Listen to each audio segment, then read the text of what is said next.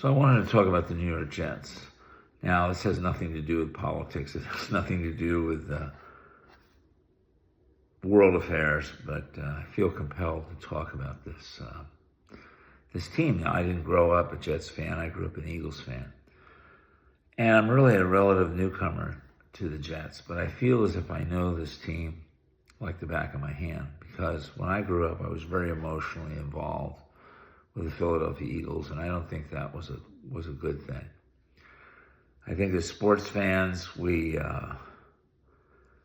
as children, we become emotionally attached to the team, and we invest our ego within that team, so that when the team wins, we feel as if we win, and when the team loses, we feel as if we lose. And I don't think that's a good thing. And because of just trauma that occurred in my family, I was more vulnerable and susceptible to falling into that false line of thinking. And I don't think that was good for me. And it took me many years to overcome that. And I see that in a lot of Jets fans, even people who are adults, people who are in their 40s and possibly 50s, people like Mike Greenberg and Rich Eisen and Joe Benigno. Joe Benigno is 70. He's 1 year older than I am, maybe just a few months, because I'm going to be 70 very soon. But I can see that he's so emotionally invested in the Jets that they can't often make objective decisions. Honestly, when Aaron Rodgers got injured a year ago with his Achilles tendon, I thought that Rich Eisen and Mike Greenberg were going to cry on the air. So they're not really the best people to make decisions on the Jets. And I think because they are on the national media, I think they do influence the front office of the Jets, particularly the owner, Woody Johnson. And I don't think this is a good thing. I think that it was a big mistake for the Jets to go after Aaron Rodgers, and I think that was pushed along by the prominent sportscasters who are emotionally Jets fans, people like Rich Eisen and Mike Greenberg. I think this was not a good move. I think they should have stayed out of it. I think they should have let Robert Saleh make the decisions he needed to make. I think it was also a mistake to fire Robert Saleh. I think he was making progress with the team. I was looking at the record of the Jets just yesterday, and I noticed that in 2020, the Jets were 2-14.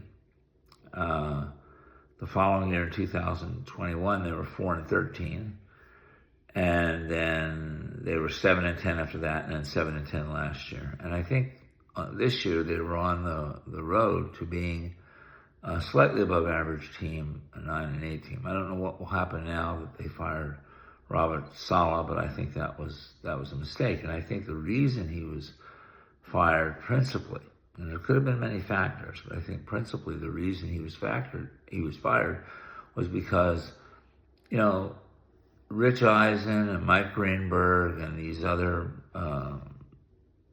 well-known media individuals, they latched onto this narrative that it was the coaching that was the problem with the New York Jets.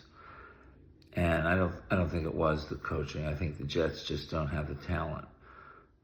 Having watched football over the years, I've come to the conclusion that if you want to be a top-tier team, if you want to be able to put yourself in a position to win the Super Bowl, you need 15 to 16 high-quality players on your team that are, A players.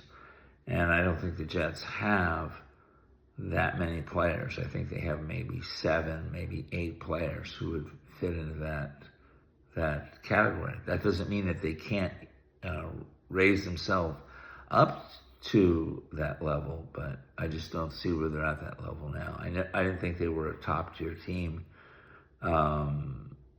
the year before or even last year. They were 7-10. They were one of the poorer teams in the league. The idea that they were going to suddenly turn this around was ludicrous. And I think that these sportscasters, because they have so much influence, they influence the fans, and then the fans come back and influence them, and there's like a reverberating circuit of just delusional thinking, where the whole Jets fan base just latched on first to this narrative that they were close to winning a Super Bowl, and all they needed was a quarterback to push them over the edge. All they needed was Aaron Rodgers. I don't think there was any way that Aaron Rodgers was going to get them to a Super Bowl. Likewise, these same sportscasters foisted this narrative upon the people that the coaching was the problem. And so, if you remember, this only started about 2 weeks ago, where they started talking about this. It was the coaching, it was the coaching, it was the coaching. And I think Woody Johnson is not immune to this. And he latched onto this, and he decided, okay, I'm gonna make a change. But why would you make that change? The Jets were progressing, they were becoming a better team. Okay, I think that Aaron Rodgers was a mistake, but Aaron Rodgers is on the team, and I think that Robert Saleh should have been on that team. I think what the Jets need more than anything is continuity. They can't just be, uprooting things every couple of years, and that's what they've been doing. They've gotten into the habit of reaching for the brass ring. The savior who's going to come in and save the franchise.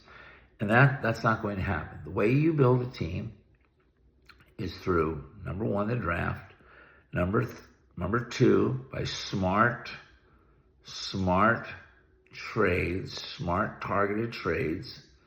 And three, by smart pickups during the offseason. For example, a smart pickup during the offseason would be like what the Eagles did with Saquon Barkley this last year, where he was just sitting there. He was there right for the taking.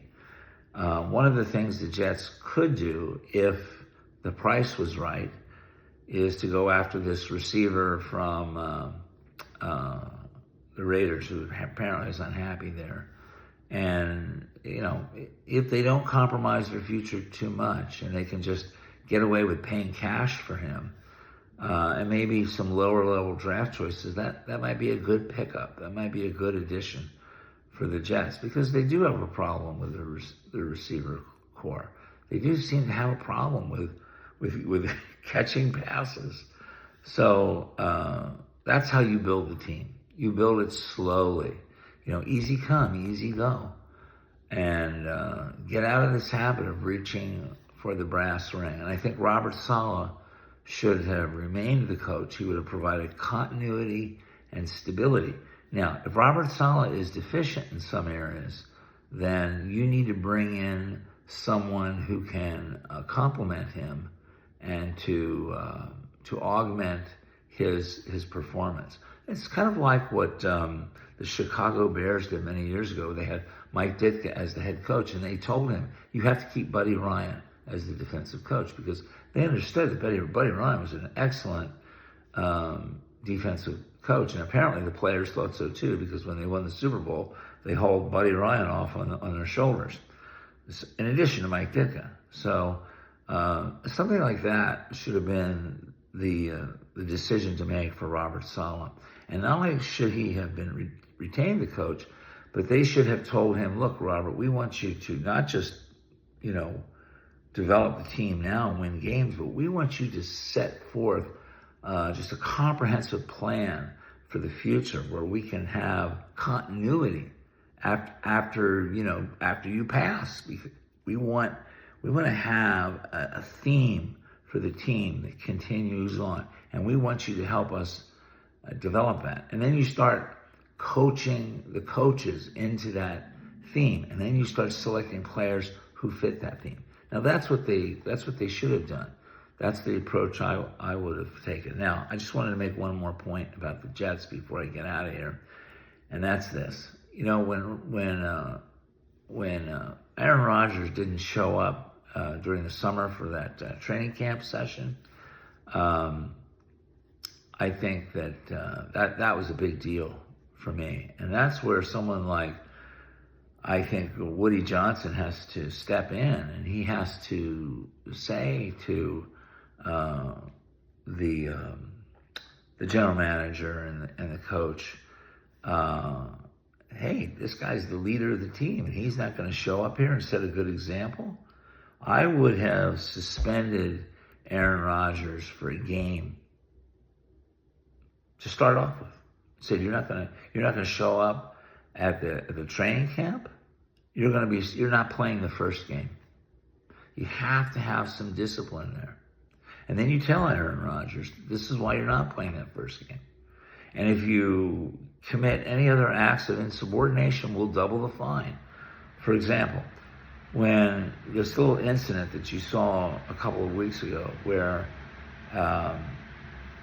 Robert Saleh went out to congratulate Aaron Rodgers and Aaron Rodgers kind of rebuffed him.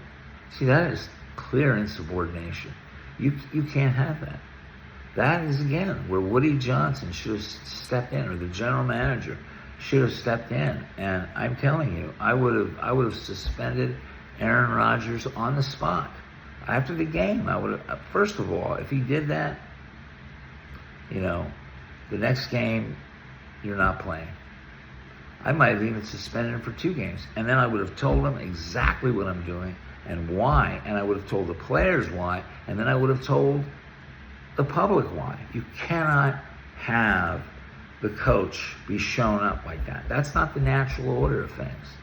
The natural order of the NFL is this. The fans are in charge. You have the fans, you have the owner, and you have the general manager, and you have the coach, the head coach, his assistant coaches, and then you have the players. And the players are on the bottom rung. And you cannot have insubordination in an organization. Imagine in the military where a major would rebuff a general. I guarantee you that major is going to go to the brig. Court-martial. That major or that junior officer is going to pay a price for that. And that didn't happen with the Jets. And it should have happened. So that was one of the major flaw, major problem that I saw with the Jets recently.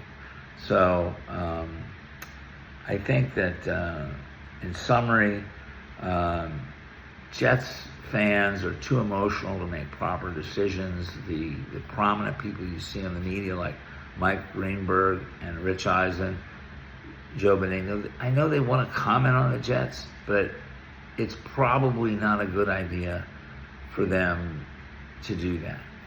I mean, I really feel for a guy like Joe Benigno because I'm his age and I know exactly what he went through.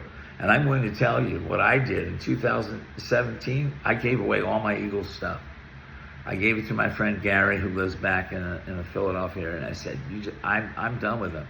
I said, if this team doesn't care about me. I said, I'm not walking away from the team walked away from me. Then, of course, the following year they won the Super Bowl. And I was very happy that they did.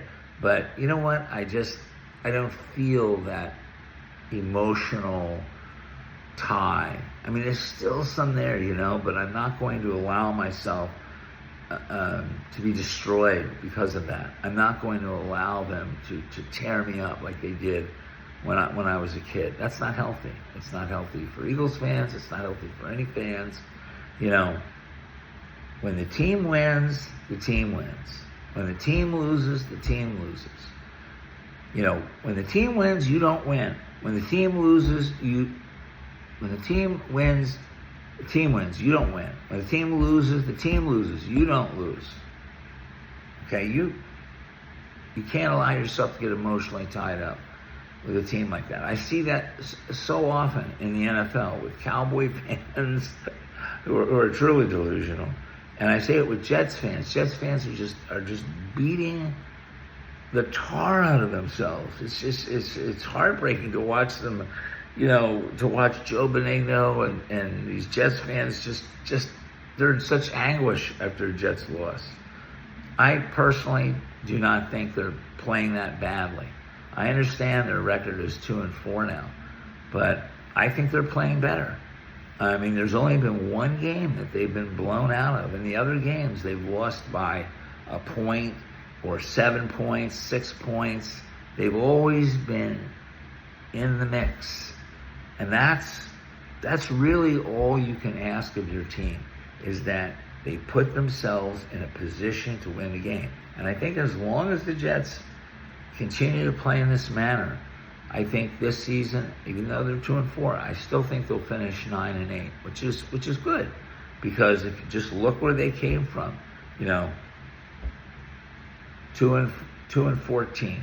4-13, 7-10 for 2 years, which I think a lot of that had to do with the whole Aaron Rodgers chaos and bringing him in. And if they go 9-8 this year, then hey, look at next year. Add a little bit more, do some smart trades, draft well, smart pickups in the off season, increase the quality of your team. Then the following year, you can go 11-6. Hey, that's pretty good. You're one of the better teams in the league, right? And then keep going, and after that, you pick up 2 more games, and you go, what would that be? 13-4. Hey, that's pretty good. That's not bad. But I get it with Jet fans. They see. I was on the internet talking with one Jet fan. He thinks, well, why can't we do what Houston did? And why can't we do what, remember years ago San Francisco went from like a complete catastrophe to winners? And yeah, sometimes that happens. But that's rare in the NFL. Your best bet is to just go slowly, grow incrementally. And that's what I recommend for the Jets fans. And I feel compelled to speak on that because even last night after the game, after the Jets lost to the Bills, I was watching one particular webcast, where the Jet moderator was distraught. And it's not that bad. Look at the good side. Look how close you are. Look how close you've been in all the games. And next season, you're gonna progress even more. You're gonna be a better team. So hang in there, Jets fans.